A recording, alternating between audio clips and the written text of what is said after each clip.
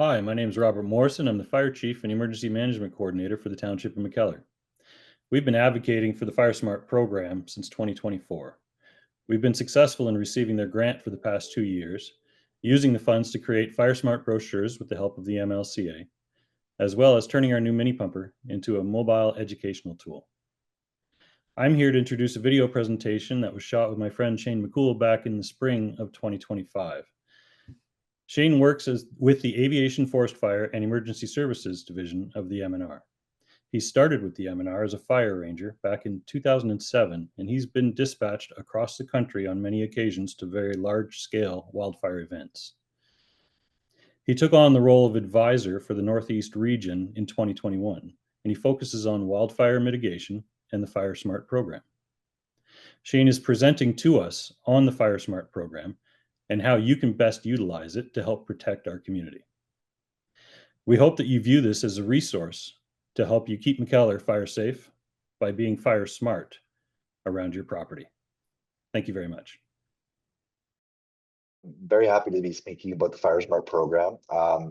It's a very unique program to help folks sort of take ownership of mitigation practices on their own property.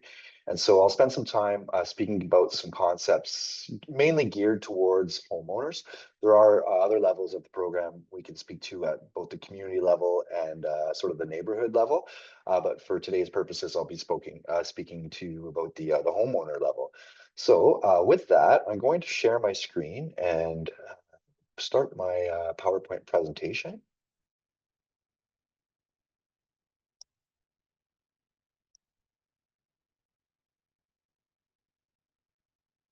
Okay, perfect.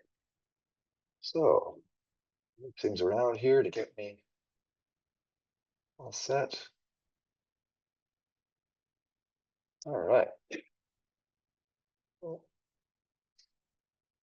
Zoom's a little different than Teams here, but that's okay. We'll get organized here. So again, so FireSmart and your community. My name is Shayne McCool, and thank you for the wonderful introduction, Jennifer. At the end of the presentation, you will see a email address that you can reach out to. That'll reach my team and myself directly, and so feel free to reach out with any of your FireSmart questions there. I know we mentioned questions at the end, and that's perfect. If you don't want to forget your question, feel free to put it in the chat, and we'll take it up at the end of the presentation as well. So let's jump into it here. FireSmart, it's a strategy for wildland fire protection, and the focus is structural ignition prevention. And what we're trying to do is create an environment that's not going to allow our structures to be consumed by wildland fire. We're really trying to prevent fires from burning down structures, but we're not necessarily trying to eliminate the presence of fire itself. We know that fires are very much an integral part of our ecosystem, and they are necessary for the rejuvenation of some tree species, such as jack pine and other coniferous species. They very much rely on fires. So we do require it as part of the boreal forest process. And so living with it, especially when we're living in areas that interlap with our society is the challenge. And so finding ways to adapt to that natural cycle is what FireSmart is all about. So there is good news that essentially a small amount of work, fuel reduction mainly around your home in the ignition zone, it can significantly decrease the structured ignitability for your homes. Even with those large, intense crown fires that you see, we can really see the work around your property have a major impact on the survivability of your structures.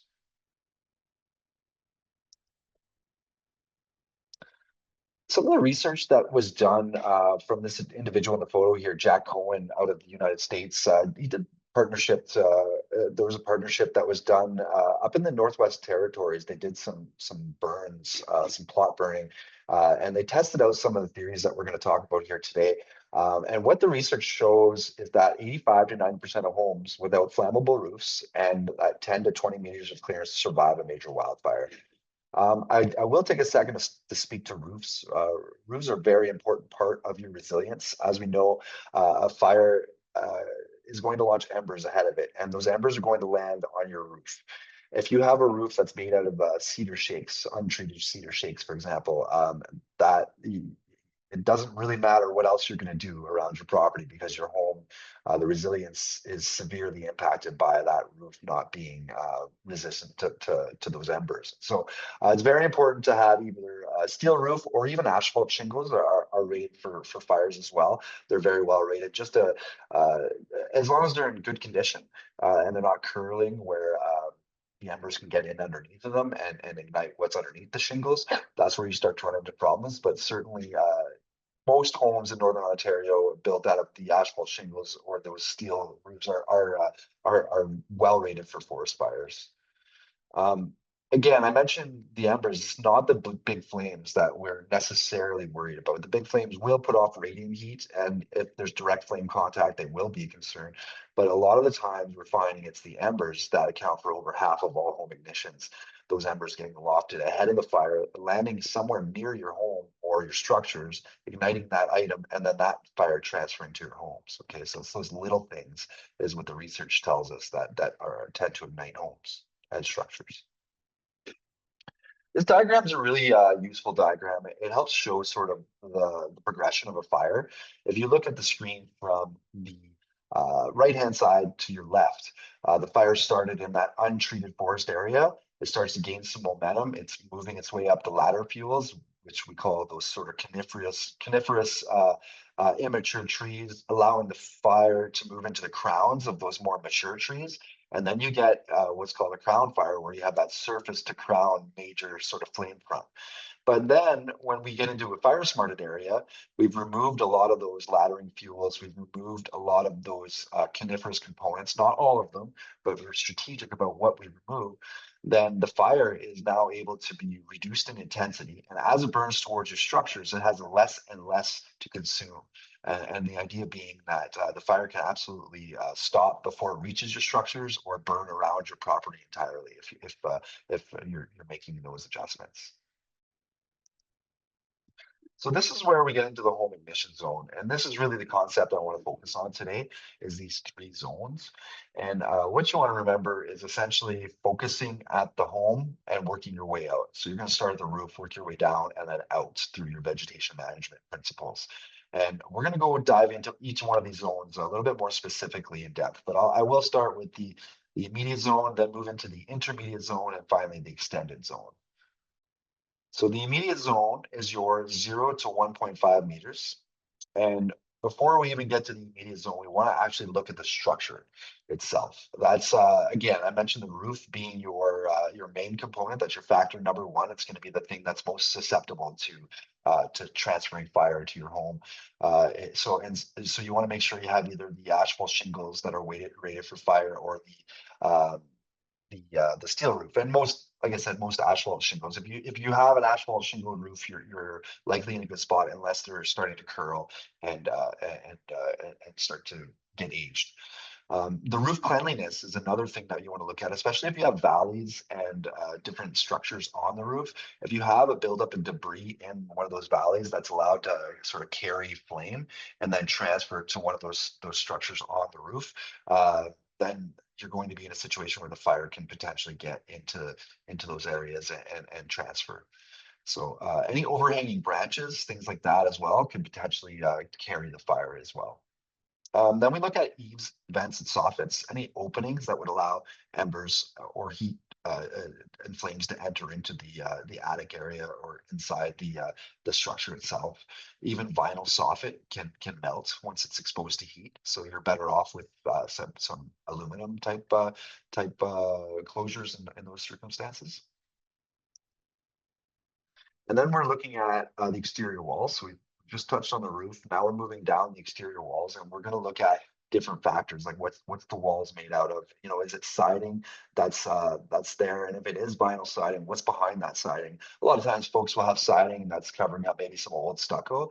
That stucco could be very flame resistant, but if it's maybe plywood or aspenite behind that that vinyl, then you're not as good of a spot as maybe you could be. Vinyl will melt from heat, and it will burn if it has direct flame contact with it. So just keep those things in mind. If it exposes what's behind it, and then now you might be in a worse position for resilience. The balcony, the deck, and the fence, those are flammable structures as well. When we're looking at our immediate zone, we're going to count the deck as part of your structure. And so you're going to extend your 1.5 meters beyond the deck. And then your fences, I'll touch on that a little bit later in the presentation, but often it's a really good practice to just switch out the first 5 feet that's connected to your house. If you have a wood deck, I can understand the cost of switching out an entire deck might not be economically feasible, but maybe that first 5 feet switching to a chain link fence or a composite type of material might be a better option for resilience. And then of course, we look at windows and doors.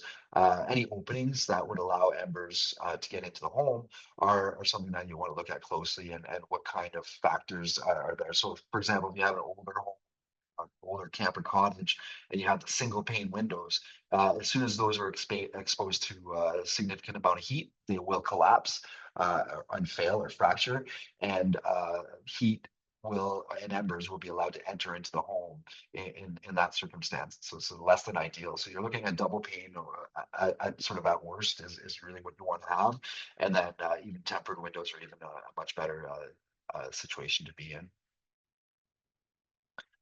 And then we move into factor 7, which is your nearby combustibles. So this is like what's right up against the structure, right up around the area. So that's your firewood, your window boxes, any furniture on the deck, any scrap lumber, fences, things of that nature.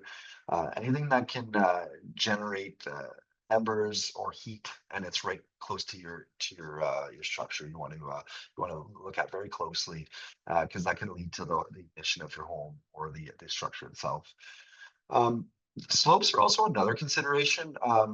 This is really a good one if you're building a new camp or a new home. If you're building it right on a slope, we want to understand that fires, generally speaking, will move faster uphill. And the reason for that is they're allowed to preheat the fuels ahead of them. As we know, heat rises.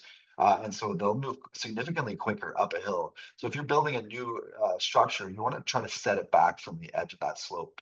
And if you're not able to do that, then you want to extend your home ignition zone beyond the 1.5 meters. If you're on a significant slope, maybe you go to 2 meters, maybe you go to 2.5, just to allow yourself more sort of buffer space for that more intensity that you're going to see in that fire.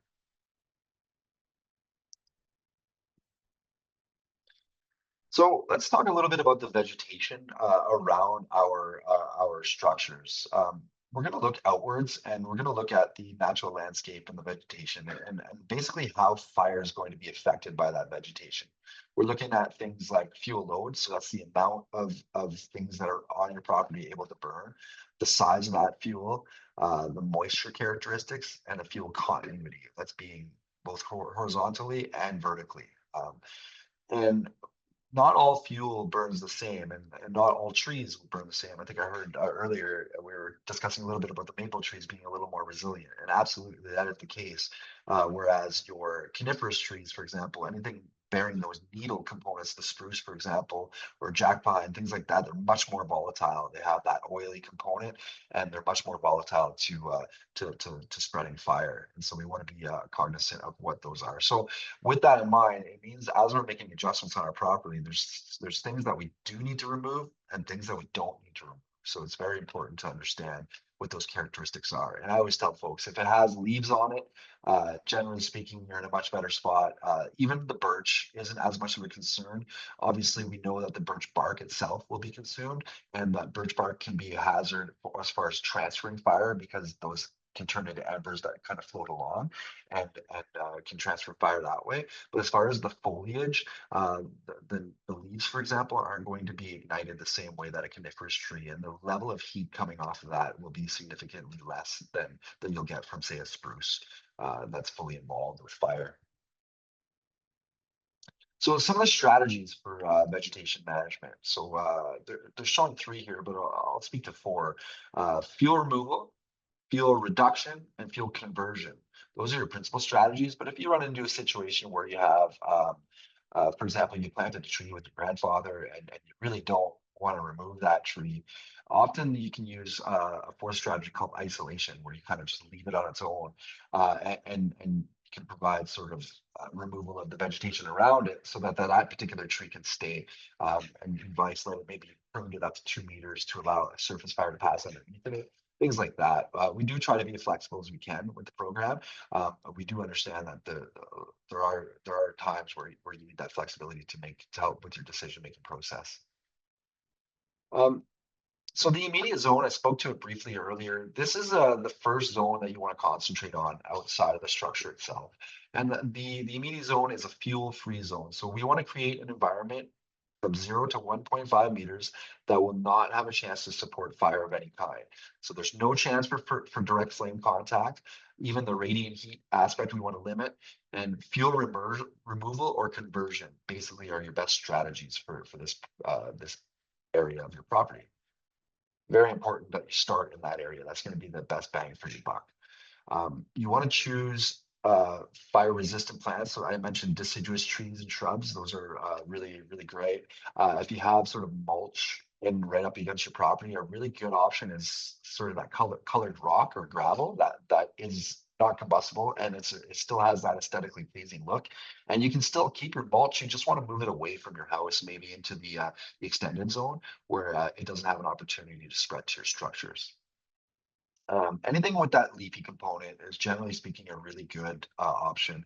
And I'll point you to some resources later on that can help you understand a little bit better what's good and what's bad as far as what you want to have on your property.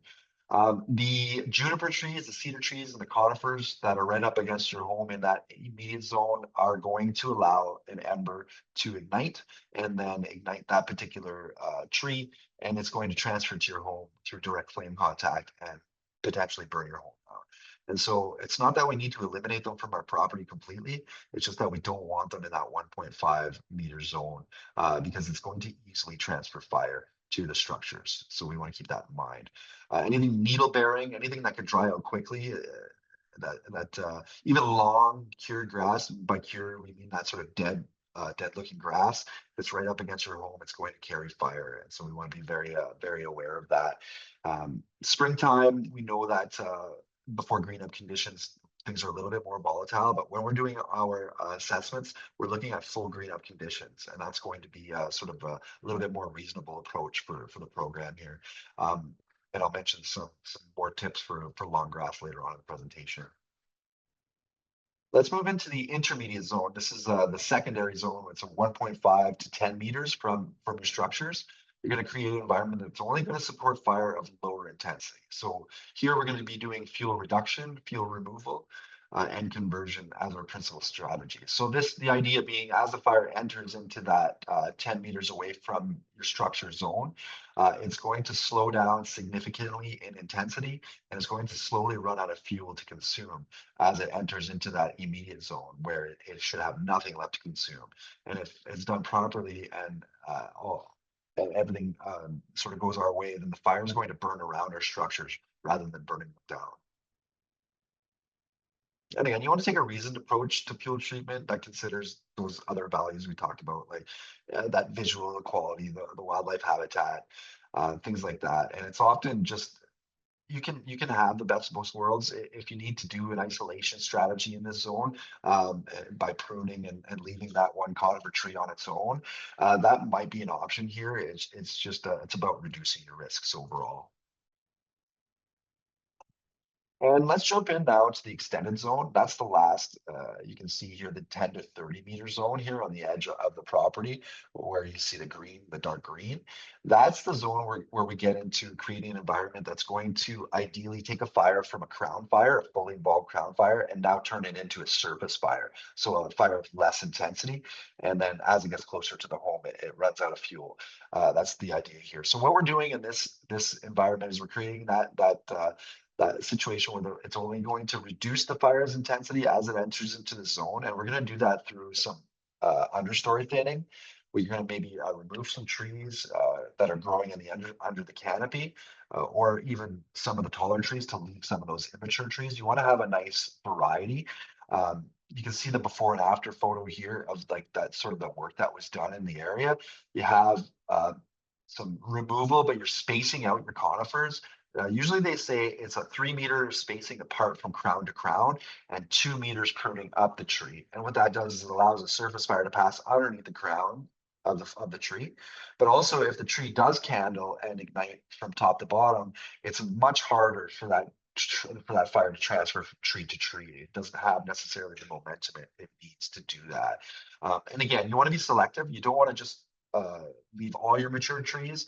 And you want to leave some immature trees here and there as well, so that you have a nice variety of trees in your area, and things are allowed to replenish as they would in the natural cycle. So things that you want to do is to keep your trees pruned and spaced, as I mentioned in the last slide. Remove dead branches as they fall off. So those would be a lot of times you'll see birch trees, for example, will drop a lot of branches and things of that nature. You pick those up periodically to keep yourself in a good spot as far as resilience. Those encroaching conifers, you want to thin out the shrubs as well periodically. Mow your lawn regularly and remove any of that surface litter annually. And of course, we all know that the leaves that build up and die, that could be a source of fuel for a fire. So we want to remove those as well. There are some assessments as well that are available, and there's no guarantees, but effective home ignition zone treatment dramatically increases home survival chances. And you're really not helpless. The mitigation efforts that we talked about here, they can really make a big difference. And there's some assessments that are available on FireSmartCanada.ca, and I'll have some resources here later in the slideshow that can really help you with just going around your property and understanding maybe where you're falling short, or maybe you're in a good spot, right? It really just helps with that sort of overall assessment of where you're at.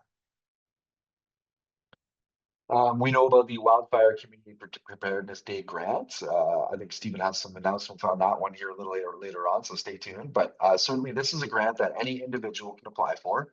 It's $500 and it's available to anyone. You can apply between November 1st and January 31st. What it is you can host a FireSmart event between May and October. And again, it's open to anyone. You can apply for that one on November 1st at FireSmartCanada.ca. Really great event. I think we have, I want to say it's 47 this year across Ontario. We're seeing this event get picked up a lot by cottage associations, even individuals that are really trying to make a difference in their community. So it's really a good starting point for folks to start the conversation about wildfire preparedness in their community, and different elements that they can take on. Even if you're doing a cleanup day, for example, you can use that $500, put it towards the rental of a chipper, for example, things of that nature, or even the dumping fees if at your local landfill, things of that nature. So even if you have got the program started and you're already aware of FireSmart and now you want to start doing some work, you can still apply for this grant. And it, it's not much, $500. I know it doesn't go a long way these days, but it is a starting point at least. And that's what we're hoping for, is to get the word going for folks and get folks a little bit more motivated to do some of that resilience work around the community. I also like to talk about local FireSmart committee, and the reason I mentioned this one is it's really good practice to have, and you can attach this to, again, local FireSmart, local cottage association, or any other organization you already have in place, and just put FireSmart sort of on the agenda. But what you want to do ideally is recruit others from the neighborhood and the community where you live or work. And you can have anyone from homeowners, residents, fire professionals, land managers, planners, members of other interest groups, anybody who's really interested in taking action in the community. And this is really going to help you prepare for the wildfire planning, the wildfire preparedness planning, right? And this is a nice cue for our new program called the Neighborhood Recognition Program.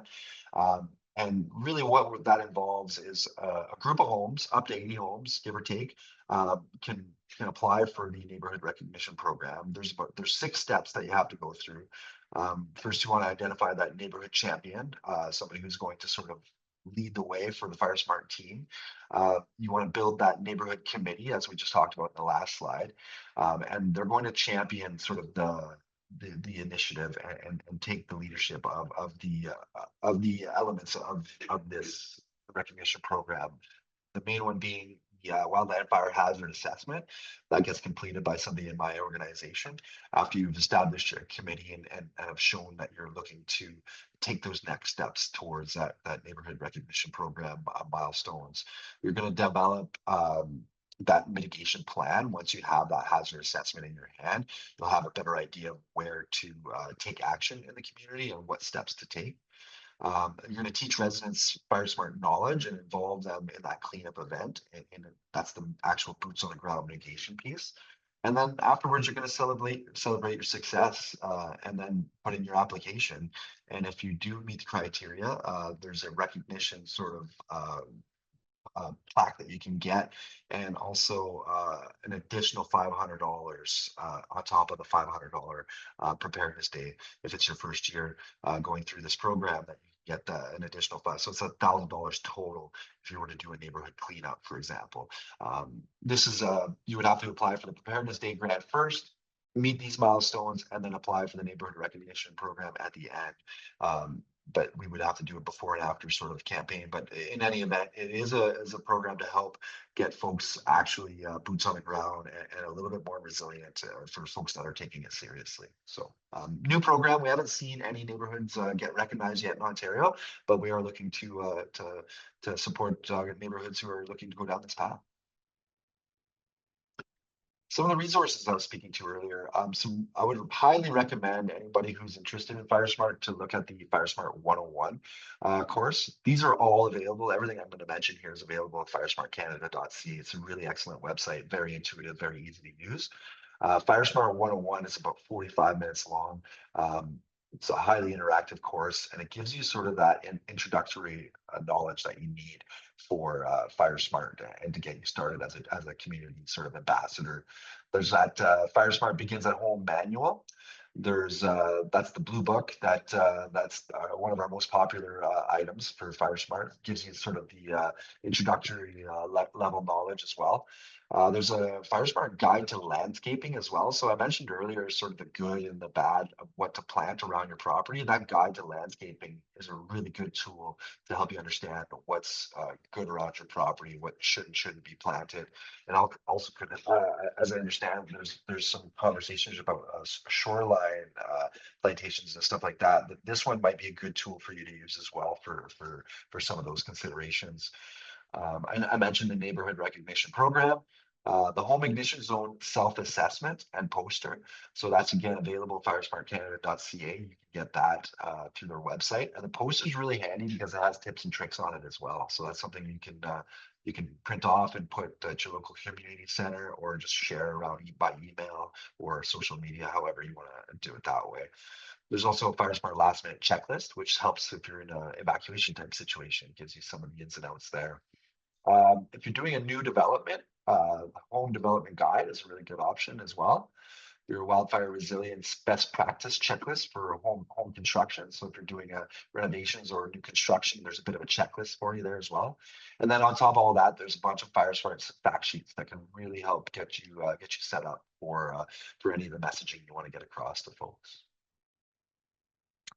So with that, I'm going to take a few minutes here. I've got about 10 or so tips and tricks to help you get FireSmart on your property. For those of you that want to go digital, in addition to the assessment that I provided, that's available on firesmartcanada.ca, you can download the FireSmart Begins at Home app. That one you can get on Apple Play Store or the Android, or Apple or Android, whichever one. It is available there. And what it is that digital sort of tool where you can walk around your property with your cell phone and go through this checklist. And it gives you that home assessment. And again, it provides you with some of those details to help you understand where you might be falling short on your property. So really, really handy tool to have if you're doing a home assessment. Number two here, you want to take the time to remove any combustible material from under your deck. Reason being, we know that a wildland fire is going to come into the area, low embers ahead of it. Those embers go under your deck, and it's really easy to ignite what's underneath your deck. It's sheltered from the wind. Those embers can sort of linger for a little bit longer. So if you have combustible material under there, that's easy to transfer to your deck. So you want to create that non-combustible zone around your house and deck. Oftentimes, I recommend closing off your deck as well. You can use some sheathing, whether that's that 3 mm screen that you can sort of install there around your deck just to keep the embers out. That's another good option. But even if you're taking all the combustible material out from under your deck, you're still in a much better spot that way.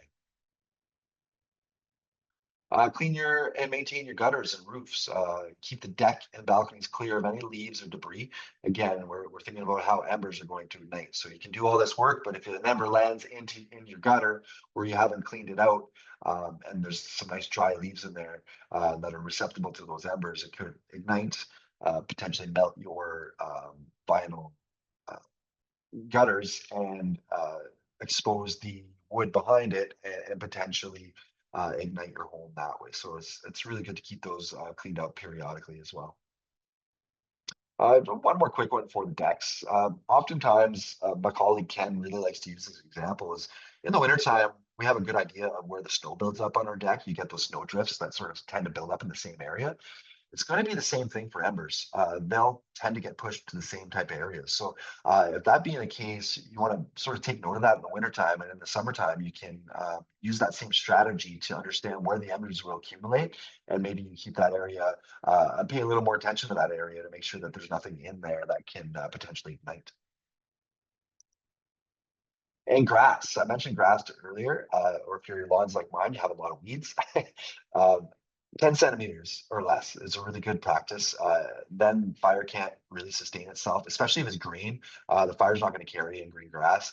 But 10 centimeters or lower, very good situation for you. Even when it's before green up, that 10 centimeters or less will reduce the fire's intensity significantly. It may still creep towards your house, but you're going to have a lot more opportunity to reduce the fire intensity.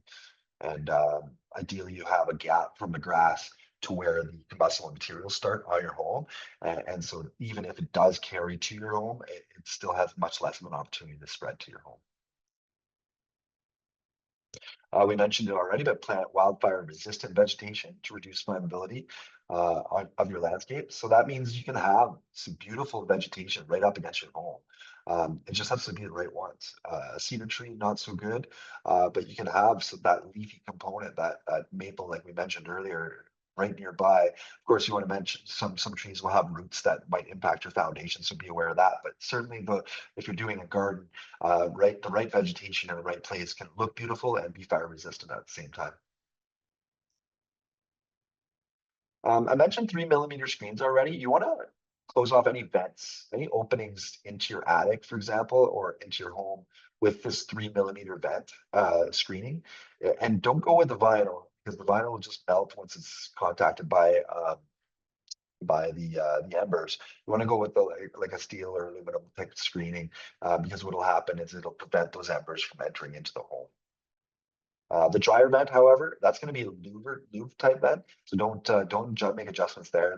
That ideally, when it's working properly, it'll push the air out, but it'll close as soon as it's done. So you don't want to adjust the dryer vent just for it can get clogged up, and we don't want to.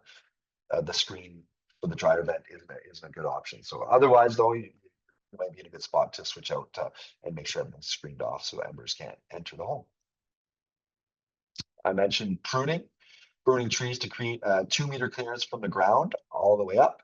That 2 meters is going to allow that surface fire to pass right underneath of it. And then you want to try to have that 3 meter clearance from crown to crown. Make sure when you're pruning, though, you aren't pruning more than 2/3 of the tree. If you prune more than 2/3 of the tree, it's going to create a situation where the trees could potentially die off. So you want to be selective in how you do your pruning. Isolation might be a better technique for some of those more immature trees. And don't worry about the deciduous trees. I know the photo is showing some leaves in this one here, but don't worry about those deciduous trees. They don't carry fire the same way. We're really worried about the conifer component as opposed to those deciduous trees. They're much less volatile. Firewood. This is a tricky one. A lot of folks who burn for heating. Oftentimes we keep that firewood nice and close to their outside doors so they can access it. Understandably so. I'd like to offer some tips and tricks for that. You want to keep your firewood 10 meters away from your home, but there are some sort of workarounds for that. If you want to get yourself a steel box, for example, that has a lid on it, you can put your firewood in there and keep the rest of your pile sort of 10 meters away, and then you still have nice access to your wood. I've heard of folks using welding blankets too, where they kind of put the welding blanket on top of their wood pile, so that if embers land on it, or that it doesn't have that direct flame contact opportunity. So some good ideas there, but certainly be aware that that wood pile is a fuel mechanism for transfer to your home. And another big one, which I can't believe I didn't mention yet, was sheds and structures that are around your property. You want to hold them to the same standard as your home. The reason being is if your shed is within that home ignition zone and it ignites, it is now a potential exposure to ignite your home. And so you want to treat your shed to the same standard you would your home so that it doesn't ignite and create a potential for direct flame contact or even ember transfer to your home. Okay, so this is why you want to hold it to the same standards. And that's definitely an important factor there. Have an evacuation plan for your household. So that's just easy as a quick conversation for folks that have families living in the house. You want to make sure everybody's aware of what to do if you have a wildfire come into the area. You want to have a 72-hour pack, for example, something that you can grab and go with, and have a checklist so that what medications you have to leave with in a hurry and things of that nature. We know that when an emergency occurs, we don't always have the right mindset to start thinking about these things. So if you have a list already laid out for you, you have an evacuation plan and a bit of a checklist of what to grab when you're leaving can be really, really helpful during an emergency situation. And sometimes it happens very quickly. So that will complete my presentation. You can see here affps.mitigation@ontario.ca. That is our email address where you can reach out to us directly. That's my mitigation team. We do keep an eye on that and check it throughout the day. So certainly send us a note there if you have any FireSmart questions, and we'd be more than happy to get you back and help you out and give you any support that you need for your FireSmart journey. So with that, I'll stop sharing my screen and pass it back over to Jennifer. Thank you so much, Shayne. That was really very, very interesting. And I really appreciate you sharing your knowledge about protecting our homes from wildfires. I think that Steve Macdonell has a couple of announcements about wildfire days that are coming up in McKellar, and then he'll see if you have any questions. Sure. One point about pruning trees, it's the 1/3 rule. Leave 2/3, only take 1/3, or your trees. Leave 2/3. Yes, I think I had it mixed up backwards. Thanks for that. I think so. Yeah, thank you.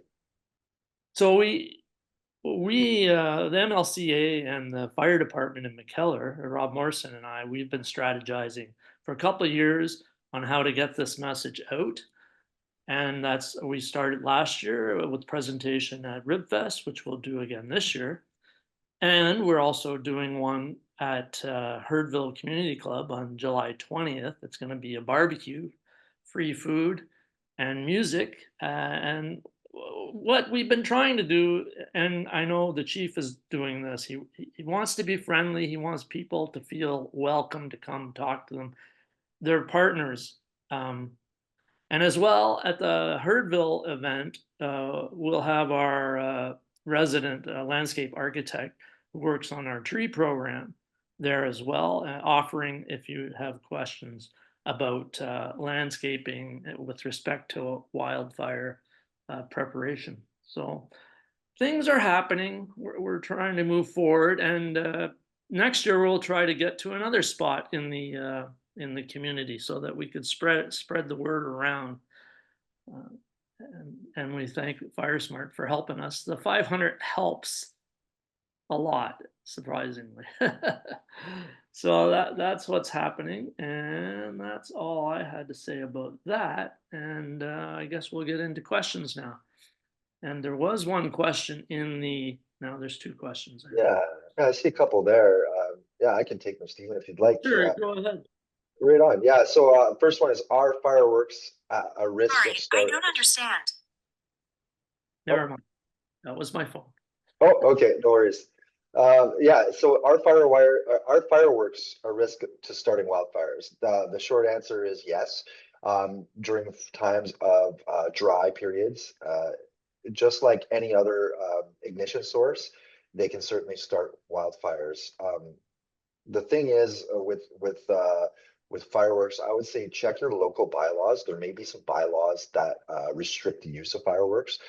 Provincially, the position is if your fireworks are set off and they start a fire, you could be held accountable for the costs of extinguishing that fire, just as is the case if you have a campfire that escapes on you or things of that nature. So certainly something you want to make sure that you take stock in. That if it's dry and windy and things of that nature, you want to make sure that you're being extremely careful. Myself, I wouldn't be setting them off just because I know the costs of putting out wildfires can sometimes extend into the millions, several millions, especially when you get water bombers involved. I wouldn't be taking that chance when it's hot and dry, but certainly teach their own there. So hopefully that answers the first question. Feel free to follow up though. Um, how far down how far down under the ground does the heat of the fire spread? So underground root fire. This is a good question. I run into this question quite a bit, and I'll answer it by stating it depends. Time of year plays a big factor. Drought plays a big factor. Oftentimes when we're fighting fire, you'll see springtime fires will just generally be on the surface because the ground's still wet and still moist. And it doesn't have an opportunity to sort of dig in, if you will.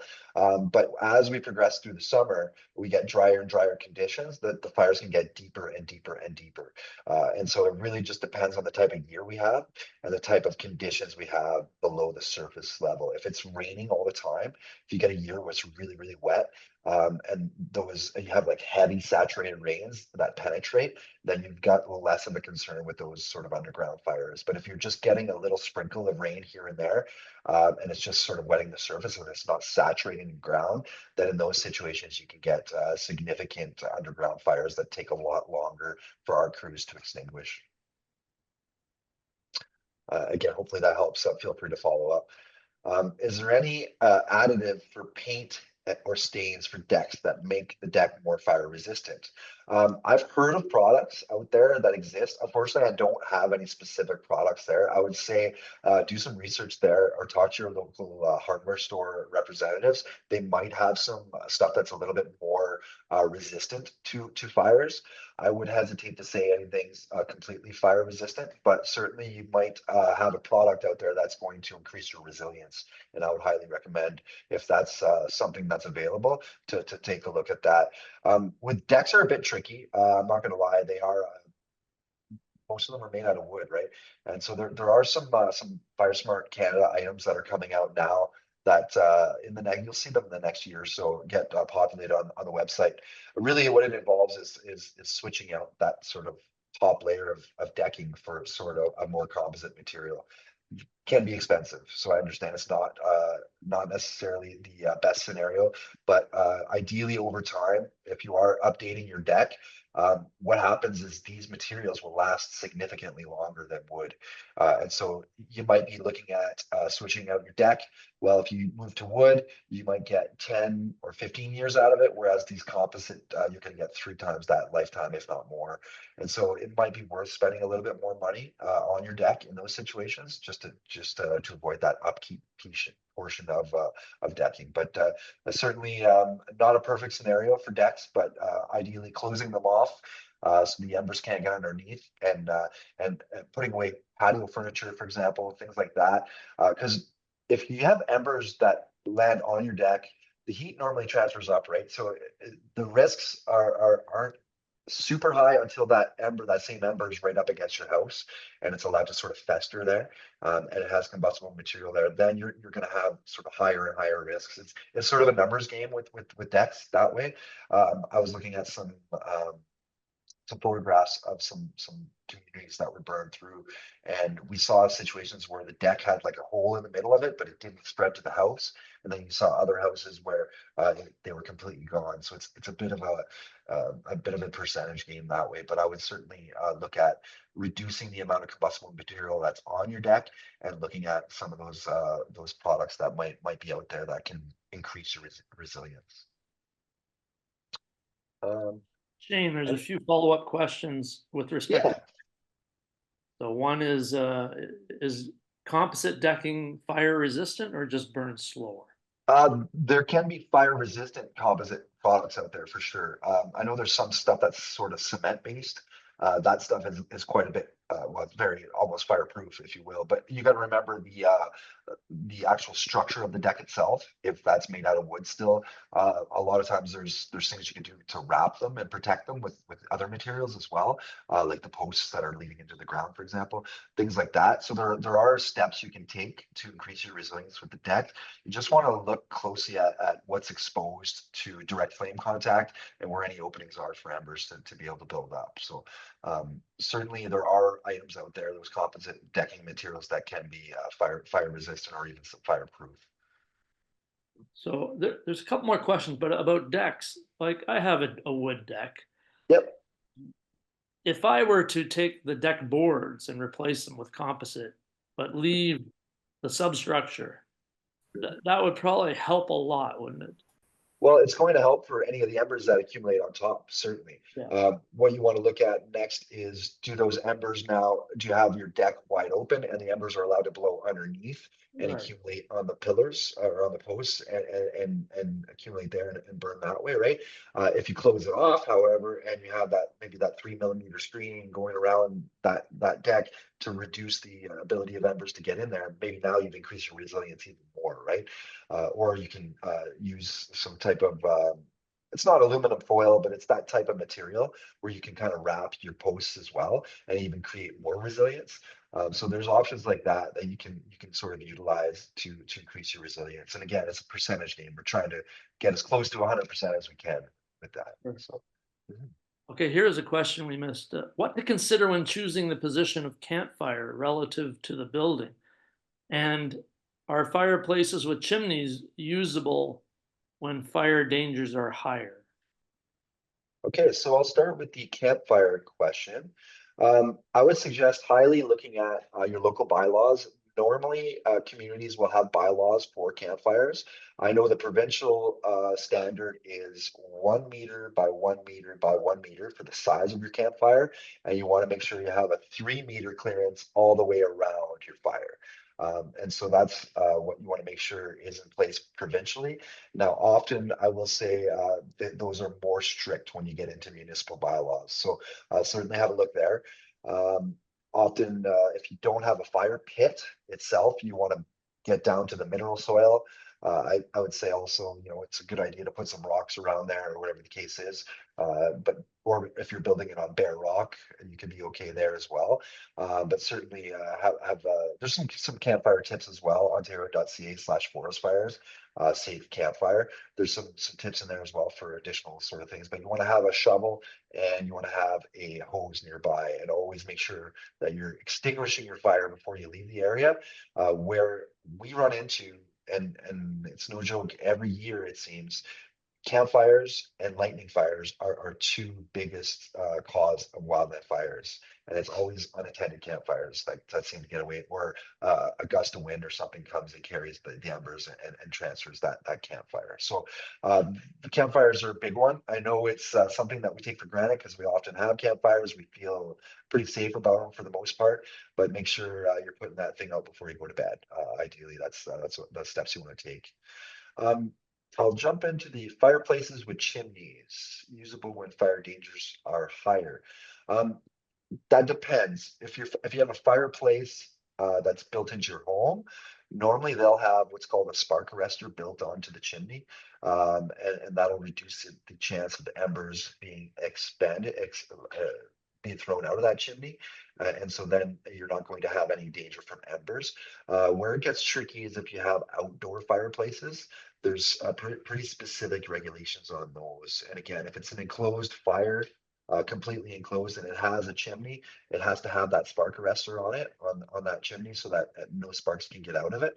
Then it's not considered an open fire anymore. But if you have a fireplace that's open and it doesn't necessarily have that chimney built into it, or it's considered open flame, that's a different situation than an actual fireplace. So Good. And in McKellar, the fire department's more than happy to come and give you advice if you ask them. More than happy. They have a program for that. Excellent. And I think there was one other question. Yes, I see one about using fire suppression systems around your house. That's an excellent question. So we often get questions about sprinkler systems, for example. Here's what I would say about sprinkler systems. If you get evacuated and you're gone for more than 8 hours, there's not necessarily going to be anybody there to top up your fuel tanks and replenish your sprinkler system. That said, it's not a bad thing to have. I would say two things. One, don't neglect the FireSmart system that we talked about today, the home ignition zone.